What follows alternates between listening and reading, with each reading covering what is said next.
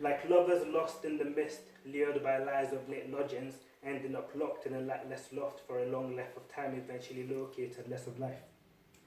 Couples could not find the culprit, but were capable enough to contain more crime from the chaotic character that causes cabin calamity to careless couples. On the trail to the terror, feverishly following the fanatics' filled flayings, they turned up on the terrace of a townside tavern. The bar staff were shady and had brown shifty eyes, broad shoulders, black ballers, bad manners, and were bad actors. They could not hide the hints of homicidal happenings inside the bit hostile like a Bates motel. Cycles slither in shadows of shame, shaken by childhood chills that could kill the flames of the most passionate dames. They sprawl and crawl and plot until another is caught and killed, sacrificed for their thrill, crimes uncovered, they fled. Love is lost.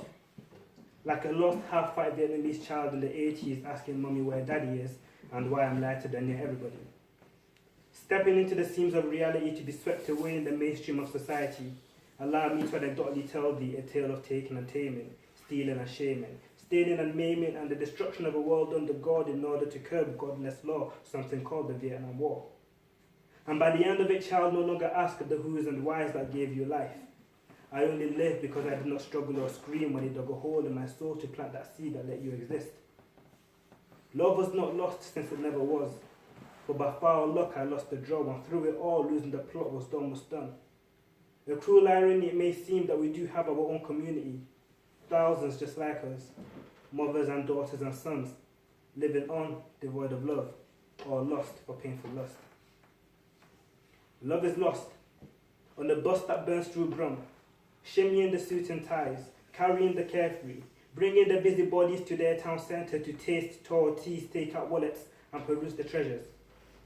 But today they team in teams to protest for a shared loss, all wanting to know who is to blame for the rage of the day, for the rampaging age, for the neoliberal cage, for the cause of calamity of the pseudo-sages. Father Farage, Messiah May, Jesus Johnson, the prophets of peace predicting the persecution of the powerless, pious people by the sweaty, scary, scaly, slimy set to upset and unbalance our unity and unite against us.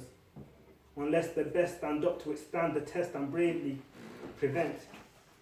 So ironically, it seems to be at some point it all boils down, then blows up on this bus. Nicking niggers, pedophile Poles, shitty Slavs, jobless Jamaicans, alliterations of hate, hyperbole superlatives, terminology of terror, chilling to the core, soul shaking.